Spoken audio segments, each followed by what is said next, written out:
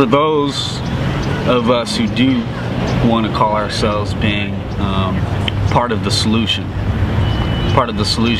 against racism on this planet, I've got a simple test that will determine your loyalty and expose which side you're really on. If you have to make a choice between the survival of the African collective and the survival of the European collective, which side do you choose?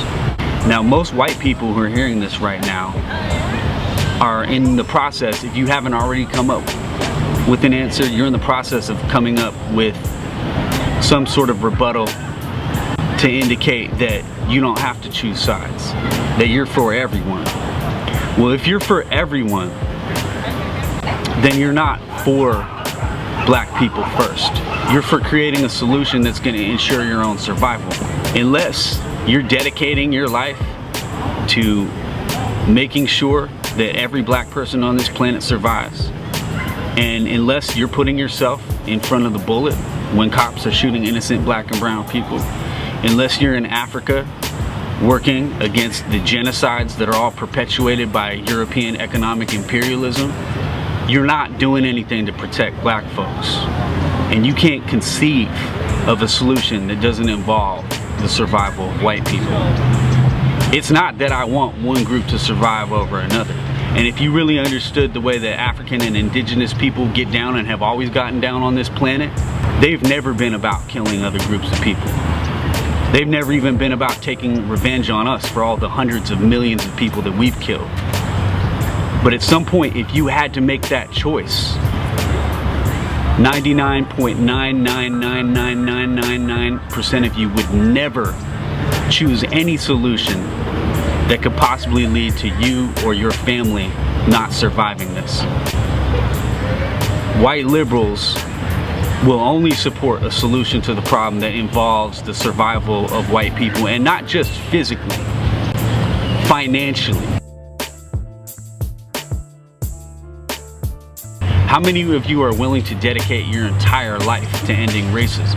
When you get an inheritance based on the opportunities that your grandparents had, or your great-grandparents had, or the murders that your ancestors committed, the land that they stole, the labor that they stole that they never repaid back, Wall Street that was built on the back, in fact, the entire economic foundations of the European collective that was built on the back of enslaving and exploiting everyone else on the planet, that allowed you to receive that inheritance. Are you willing to share that money? Or do you feel you don't owe it because you're not a racist? Let me tell you something. White supremacy is not even about racism anymore. White supremacy is about power. It's about control. It's about money. It's ownership of resources. And yeah, sure, a lot of us are racist. There's a lot of white people who hate black people. There's a lot of white people who fear black people. Most of us do. But at the end of the day, we could all love black people. We could have black friends. We could, all of that. But are you willing to give up the money? The stolen money? The money that your family stole? You could unlearn all of your unconscious biases as much as you can. You can learn how to treat black people with respect in the office. You can go to protests. You can do all of that, but unless you're willing to part with the resources that were stolen from African people, from indigenous people on this planet, then you're holding on to stolen property, and therefore you are part of the white collective.